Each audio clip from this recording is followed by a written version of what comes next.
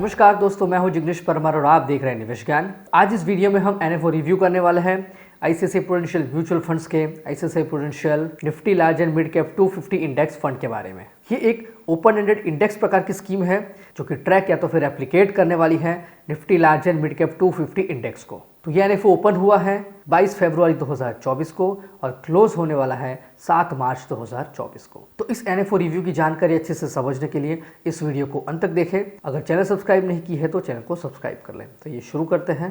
दोस्तों, सबसे पहले तो ये इंडेक्स प्रकार की स्कीम है। तो इंडेक्स फंड का मतलब ये होता है कि इस प्रकार की स्कीम अपने बेंचमार्क इंडेक्स को कंप्लीटली रेप्लिकेट या तो फिर फॉलो करता है। मतलब कि बेंचमार्क इंडेक्स में जो भी स्टॉक्स जितने वेटेज में हैं वही स्टॉक्स और वही वेटेज होता है इस स्कीम में।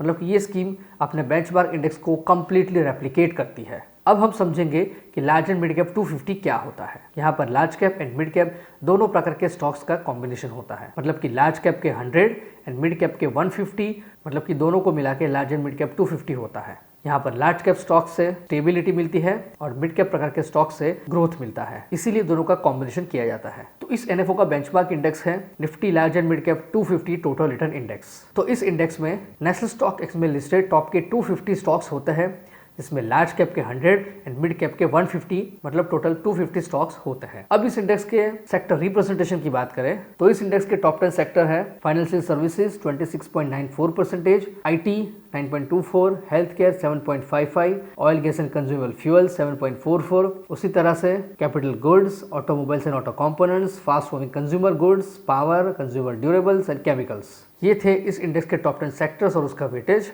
अब हम जानकारी लेंगे इस इंडेक्स के टॉप 10 स्टॉक्स और उसके वेटेज के बारे में। तो टॉप पर है HDFC bank limited 4.71, Reliance Industries limited 4.13, ICICI bank limited 3.09, Infosys 2.54, L&T 1.76, उसी तरह से आईटीसी, फिर TCS, Bharti Airtel, Axis bank and power finance corporation. ये है इस इंडेक्स के टॉप 10 स्टॉक्स और उसके वेटेज के बारे में। अब हम जानकारी लेंगे इस इंडेक्स के परफॉर्मेंस के बारे में। तो इस इंडेक्स का पिछले 1 साल का टोटल रिटर्न है 40.43%, पिछले 5 साल का रिटर्न है 20.80% और सिंस इंसेप्शन यानी कि करीब 18 साल का रिटर्न है 16.40%, यानी कि करीब 18 साल का रिटर्न है 16.40%। मतलब कि इस इंडेक्स ने पिछले 10 साल में 23.22% का CAGR रिटर्न दिया है। तो अगर आप भी इस एनएफओ में, इस स्कीम में इन्वेस्टमेंट करेंगे तो कुछ इसी प्रकार का रिटर्न मिलने की पूरी संभावना है। थोड़ी और क्लियरिटी के लिए हम रिटर्न एंड रिस्क की कंपैरिजन करेंगे Nifty large and mid cap index की निफ्टी लार्ज कैप से और निफ्टी मिड कैप से। तो इस ग्राफ के अंदर आप देख सकते हैं कि Nifty large and mid cap का return and risk Nifty large cap से ज्यादा है और निफ्टी मिड कैप से कम है।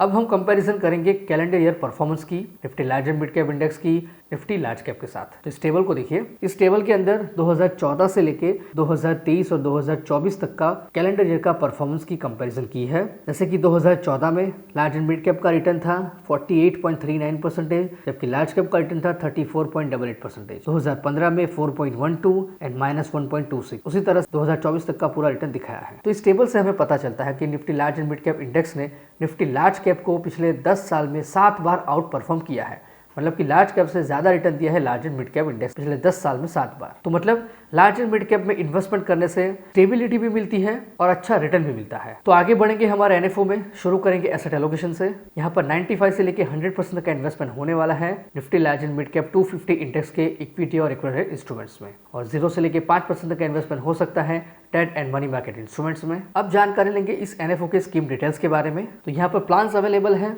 Direct and regular, option available है growth and income distribution from capital withdrawal, उसमें payout and reinvestment. Exit load की बात करें तो एग्जिट लोड एप्लीकेबल नहीं है, लेकिन स्टैम्प ड्यूटी 0.005% एप्लीकेबल है। मिनिमम एप्लीकेशन अमाउंट है ड्यूरिंग एनएफओ 100 रुपए और 1 रुपए के मल्टीपल्स में।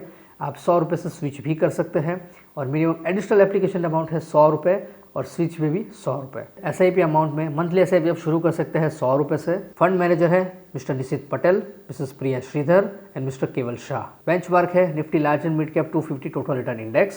स्कीम का रेगुलर प्लान का एक्सपेंस रेशियो रहेगा 1% तक। स्कीम का रिस्क है वेरी हाई। तो ये स्कीम 5 साल से ज्यादा टाइम पीरियड के इन्वेस्टमेंट के लिए सूटेबल है। टैक्सेशन रहेगा इक्विटी और इस एनएफओ में कोई भी लॉक इन पीरियड एप्लीकेबल नहीं है। अगर आप इस एनएफओ में इन्वेस्टमेंट करना चाहते हैं तो इस एएमसी की वेबसाइट और एप्लीकेशन के जरिए आप डायरेक्ट प्लान में इस एनएफओ में इन्वेस्टमेंट कर सकते हैं, या तो फिर कोई भी AMFI certified mutual fund distributor की हेल्प से आप रेगुलर प्लान में इस एनएफओ में इन्वेस्टमेंट कर सकते हैं। अगर आप मेरे साथ जुड़कर इस एनएफओ में इन्वेस्टमेंट करना चाहते हैं तो फंड्स बाजार के जरिए आप मेरे साथ जुड़ सकते हैं। इसकी लिंक आपको डिस्क्रिप्शन बॉक्स और पिन कमेंट से मिलेगी। वहां से अपना अकाउंट ओपन करें और आसानी से इस एनएफओ में इन्वेस्टमेंट शुरू करें। तो दोस्तों ये थी जानकारी NFO review ICICI prudential large and mid cap total return index fund के बारे में। अगर आपको ये जानकारी पसंद आई है, इसे लाइक करें, कमेंट करें, शेयर करें।